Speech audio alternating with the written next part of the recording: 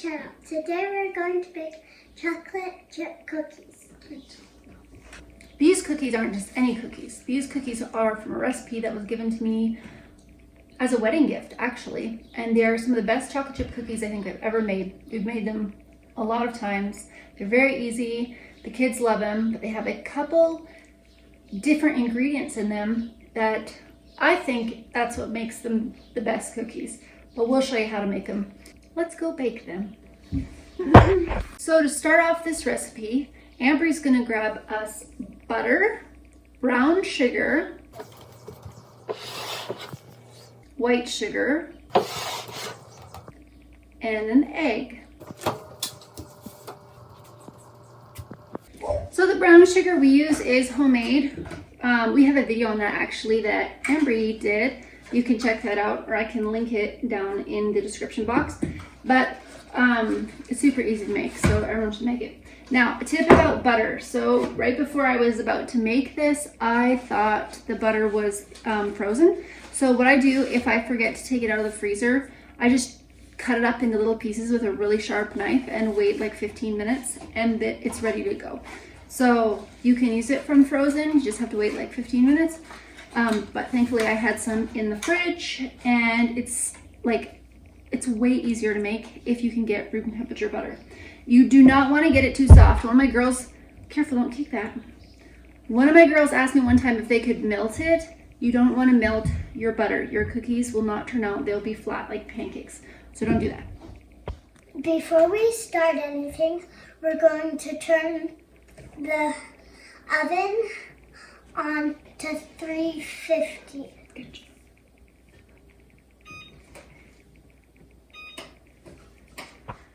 I'm gonna use my KitchenAid mixer for this. You definitely don't need to have a KitchenAid mixer. I actually just had a handheld mixer for years while this sat in storage while we lived in Morocco. And so when I came back and I had the ability to use this, it took me a while to remember that I could use it, but it's really so much easier and a lot nicer to use to make cookies. Okay, Ambry, what kind of paddle attachment are we gonna use? Do you remember? The bread one? The bread one is the dough hook. We're not going to use the dough hook. We're going to use what's called a paddle attachment. Yep. Show everyone what it is. Good job. Okay, let's stick it on there. And what's the first thing we're going to do? Put the egg in. Good guess. So the first thing we're going to do is mix the butter and sugar together. I like to use a more natural sugar, which has like a coarser sugar crystal. So when you mix it together, it doesn't make that same smooth texture of butter and sugar, but it's okay. It will turn out fine. Okay, you want to put those in?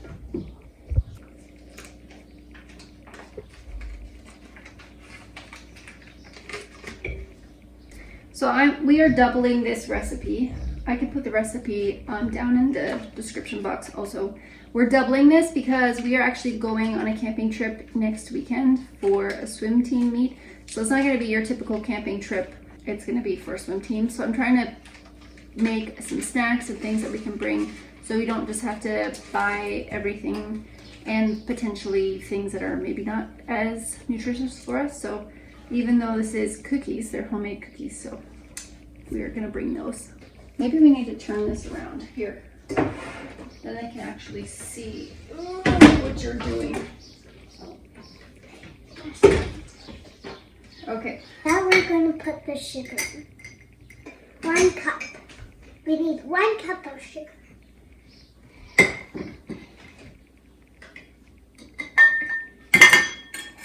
I'm using the little one because I can't fit the big one in the jar.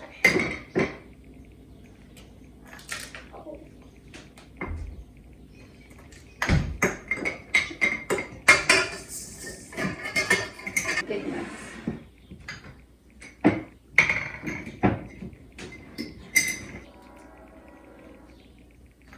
Are you getting sugar everywhere? Yeah. Okay, that's good, honey. Now we're going to mix it.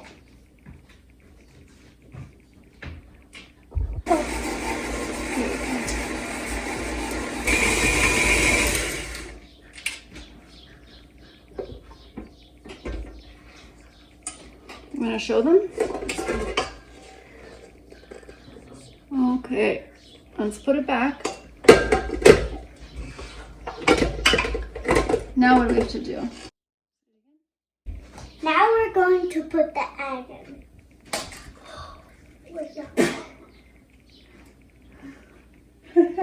Whoops, that's okay. So one of the things about using your own eggs is sometimes the shells can be a little thin. Sometimes they're not, but sometimes they can be. And Ambry found a thin one today, so we got a little bit of egg everywhere, but that's okay. Okay, but can I have a towel? Here, why don't we clean this up a little bit, and then we'll keep going. Yep. We're not making cookies. Now we're going to mix the egg in with the sugar and butter. The shell in there? I don't know.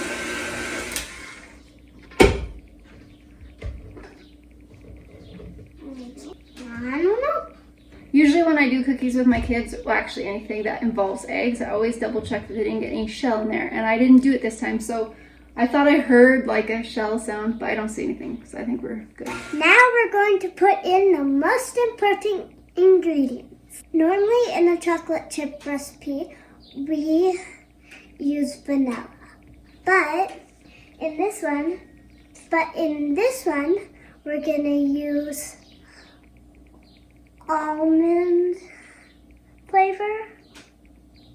And then for some reason, this recipe calls for a tablespoon of hot water.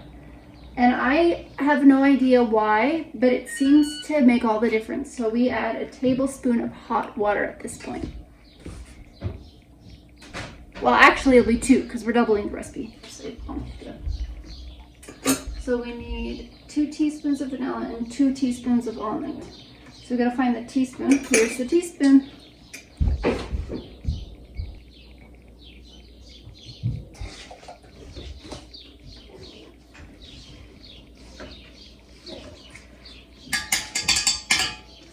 Now we're going to get the dry ingredients.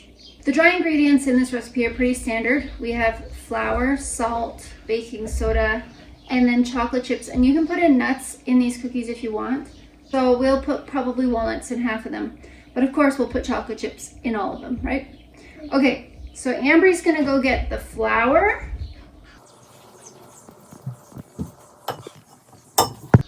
Then she's gonna get the salt.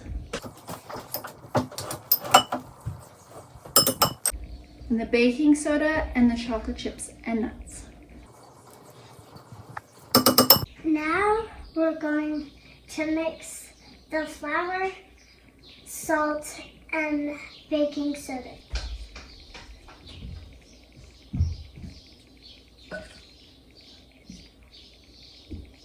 When this is mixed, we're going to put it in the mixer.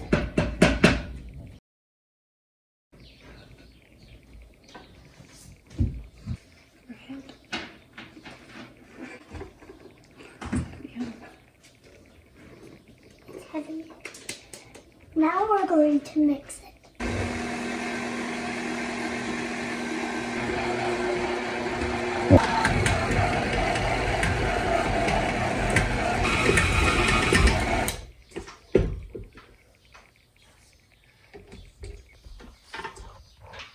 Since we're taking these camping and I'm trying to get a bunch of stuff done before we go, I think I'm gonna make cookie bars. I usually make like little individual cookies, but this is actually a lot faster because you can bake it all at once and then you just cut it into squares when it's done. So I think we're gonna do that this time. Also, if it's a really warm day where you are baking, like today is pretty warm, I actually have the door open, but if it's really warm where you are, it might be wise to actually put your cookie batter in the fridge for even like 15-20 minutes before you bake it, and the cookies will bake a lot nicer. But our dough is pretty firm. You want it to be pretty firm. So we're gonna add we forgot almost to add the chocolate chips and the walnuts. We're gonna add that and then we'll just flatten it onto our cookie sheet. Okay, found the chocolate chips. You want to dump them in? Okay, good job. Okay, we'll give this a quick mix here.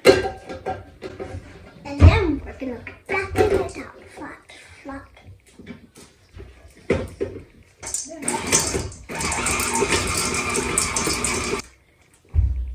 Looks like normal cookies. All right, here you go. Oh, Smash it down. biggie. Foggy.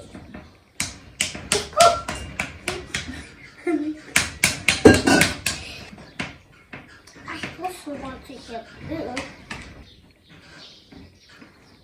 Just wasting my time. It took a little bit more effort than I thought it would, but in the end, this worked. I think if you had a rolling pin, like if you had a pan big enough you could fit your rolling pin on it, that would probably work better. I still think it's faster to do it like this and bake them all into like cookie squares than it is. I would probably have to use this pan probably 4 times to get them all baked.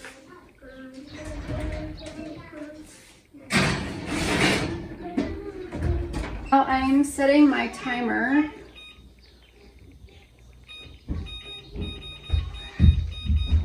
I'm gonna do 15 minutes. I'm sure this is gonna take a bit longer than a regular cookie, but we'll start with 15 minutes and I'll just have to check on it.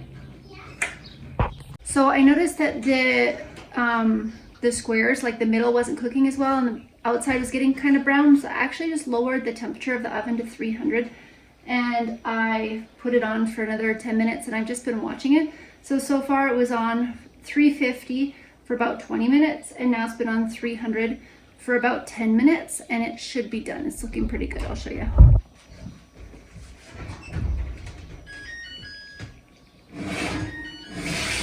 Here's the timer.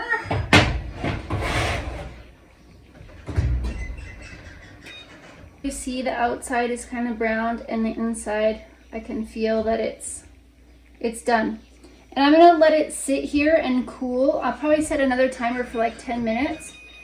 And then I'm gonna go ahead and cut it because if you wait too long, it will actually get really hard. It will be challenging to cut. So I'm gonna wait about 10 minutes and then I'll cut it and I'll put it on the little squares on cooling racks. And then I will package those and freeze them for our trip. I'm down in the basement. One of the girls' favorite ways to have these cookies or cookie bars is with milk. And the craziest thing is I was gonna bring like a gallon jug of milk and freeze it. We freeze our milk all the time and then thaw it and it tastes exactly like normal milk. But I wasn't sure that I want to bring an entire gallon for just a weekend. I didn't think we'd actually use that much. And it just so happened that there was a lady who had some extra school-sized milks that she was trying to get rid of because they are, they're about to expire. So we froze those and we'll be taking these on our camping trip as our little ice packs, and then the kids can have these to drink with their cookies. And we'll also have it with our granola and other things that we bring on our trip. Thanks for watching our video, and if you do make these cookies, just put a message in the comments and let us know what you think. Thanks for watching.